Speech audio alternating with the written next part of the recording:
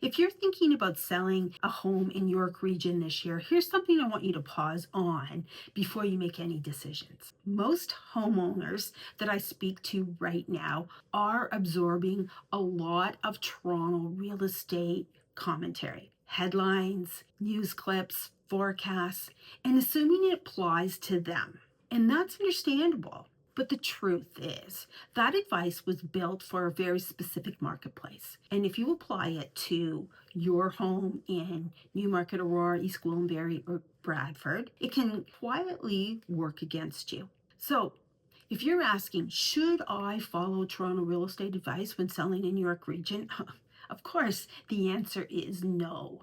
And in 2026, that difference matters more than most sellers realize because I see people misread their own market in a very predictable way. Let me explain what's actually happening underneath the headlines. Most Toronto real estate headlines are driven by the condo market, and condos behave very differently than single family homes. Downtown Toronto condos have a high concentration of investor ownership. When conditions shift, those owners react quickly based on carrying costs, yields, and risk tolerance. York Region and South Simcoe are totally different. The housing stock here is predominantly single family, and buyers are predominantly the end user. So that's families making long-term lifestyle decisions, not short-term financial ones. The difference alone means these markets do not move in lockstep. Here's when this becomes real.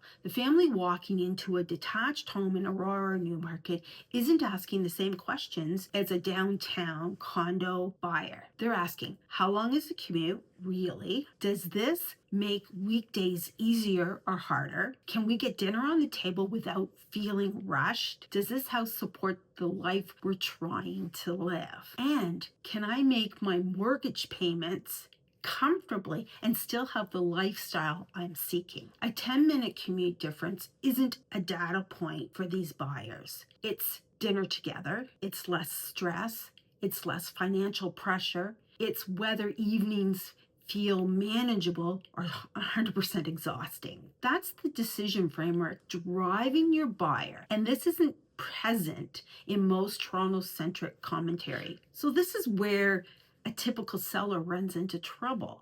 They hear market correction, they assume they need to rush or slash pricing so they don't enter the market.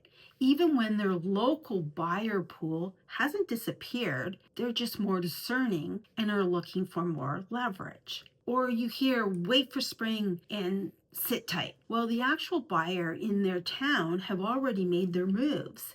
You're losing that opportunity. The issue is not the market is shifting. Come on, markets always shift. Real estate is a supply and demand industry. The issue is using the wrong lens to interpret what the shift means for your home, your town, and your specific buyer. If you're selling in York Region or South Simcoe, your strategy should be grounded on three things: what's happening in your specific town, who your actual buyer is, and how the buyer is making their decision right now. Not Toronto headlines, not economists, not national averages, and not advice that was never meant for your specific property type. Selling a home is emotional enough. You do not need borrowed anxiety from a city you don't even live in. If you're trying to figure out what this market actually means for your situation, your home, your timeline, and your town, that's the work I do every day. And as I publish more town by town breakdowns